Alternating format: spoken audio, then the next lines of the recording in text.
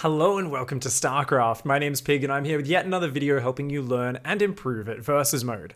Today it's a very important topic we're covering. It is the most common mistakes players make when facing a rush. When your opponent's pushing across the map with a large army, it's very easy to panic and start making a lot of fundamental errors.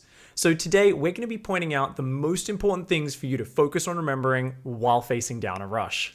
The number one thing players always forget about under pressure is to build extra supply. Whether you're Zerg, Protoss, or Terran, you're always going to need a constant stream of supply depots, pylons, or overlords to ensure constant production. But especially when your opponent pushes in, there's a good chance they take out a bunch of your overlords, supply depots, or pylons. As we see right here, the Terran wall, made up of supply depots, actually goes down to the Baneling boss, and we're in Supply Block City.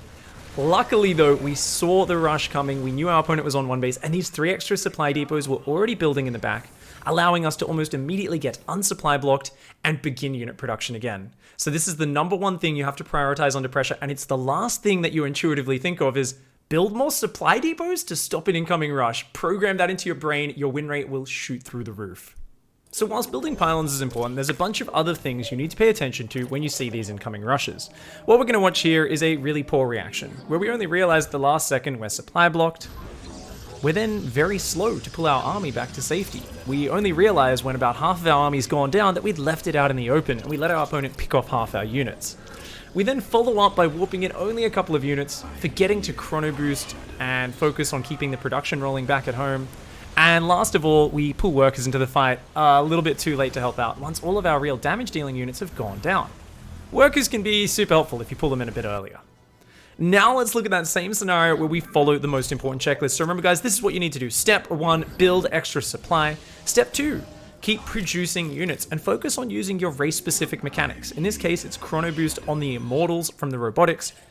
If you're Zerg, lava injects. If you're Terran, keep dropping mules. Thirdly, pull your army way back to safety like we have here.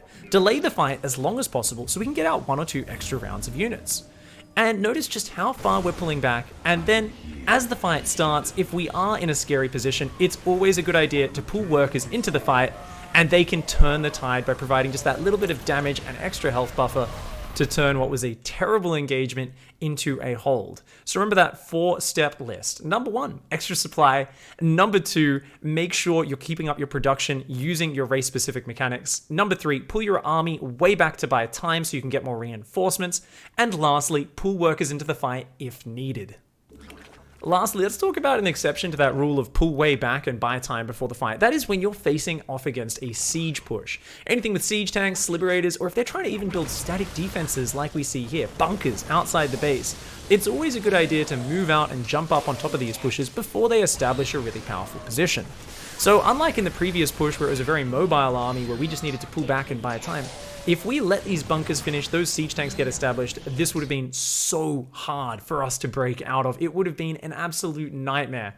So there's always an exception to the rule in StarCraft. One of the rules is usually 90% of the time, pull way back, buy time for the engagement. But right there, we needed to break that rule, and we actually needed to move out and engage the push before they establish the contain.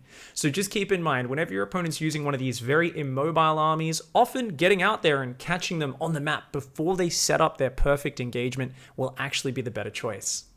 Well guys, that about rounds us up for today. Hopefully this video has helped you out. I know we haven't covered the specifics of how to deal with a Zergling rush or Dark Templar hitting your base early, but that's because StarCraft's a vast game with many strategies for you to explore on your own.